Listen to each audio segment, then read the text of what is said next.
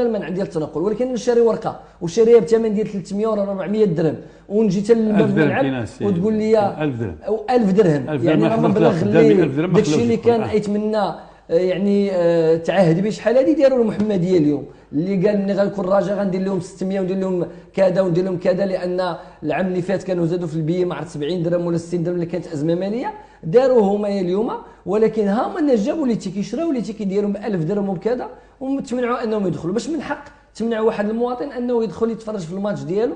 ما كان يمشيو يديروا محضر المواطنين، راه يديروا محضر عادي، يدير محضر غيربح الناس اللي منظمين لهم اللي منعوا شكون هو.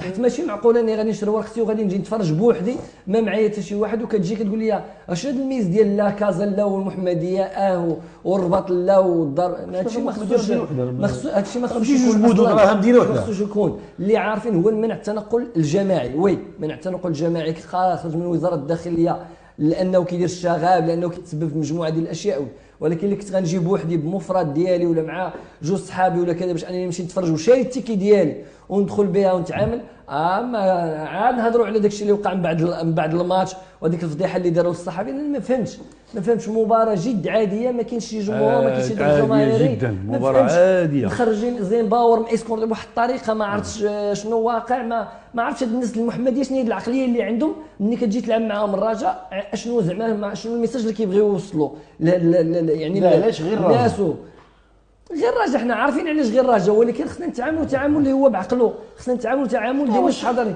واش ما عارفينش. دابا حنا كنقولوا غنضموا كاس افريقيا وغنضموا كاس والجامعه ولا تحت لواء شخص، راه لقاءات كره قدم تحت لواء العصبه. خاصة السي محمد في المقابله ديال كاس العرب مثلا تحت لواء العصبه والجامعه، ماشي تحت لواء شخص.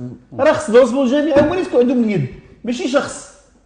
مثلا اذا كان هذا هو التفكير، حتى دابا شو ولا دابا وليتي عند الرجاء ودابا ولات هذا اللقاء هو لقاء ديال شد الاعصاب، هو كان لقاء عادي جدا عادي جدا تاريخيا.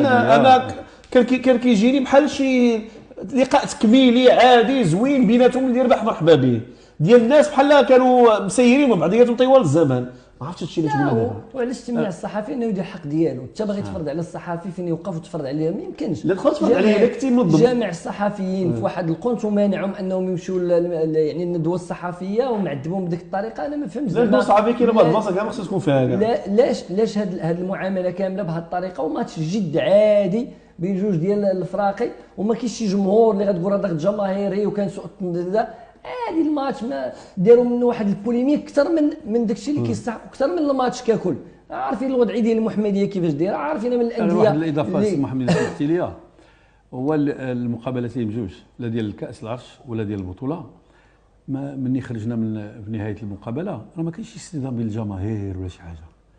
كيدير لي بان كانت الامور جد طبيعيه، راه المسؤولين اللي خلقوا كاينه في الخيال ديالهم. الخيال انا كنشوف راه وليد راه كيما ياخذ الواجب ديالو تمام، ما كانش اصطدامات، ما كانش مشاكل، خاصه في المقابله ديال كاس العرش. خرج الجمهور مشى السياره ديالو، خرج بالاوتوروت مشى، ما كانش اصطدامات ما بين الجماهير. يعني كنا ناخذوها كمعيار ولا كمقياس باش ان المقابلات تكون عاديه ديال البطوله، يخليوا الجمهور يجي. ربما انا استفسر ربما المقابله ديال اللي قبل من هذا كان شويه شنآن بين الجماهير ديال الفريق بيناتهم، لان كان تمنع على الجمهور الجيش انه يكون هو ممنوع غير بيناتهم. شي بعض المرات يكون واحد الانفلاتات صغيرين اللي الناس ديال الامن كيضبطوها والمسائل هذه. فكيظهر لي بانه نكون معك صريح وزعما كاينه اكثر صراحه، تنفسنا من انتهت المقابله، قلنا ما بقيناش غادي نرجعوا نلعبوا في المحمديه حتى العام الجاي، ويدير الله خير. ربما يجيو مسيرين اخرين، ربما يجي افكار اخرى، ربما يجي هذا، ربما الجامعه والعصبه كما قلتي تاخذ المسؤوليه ديالها.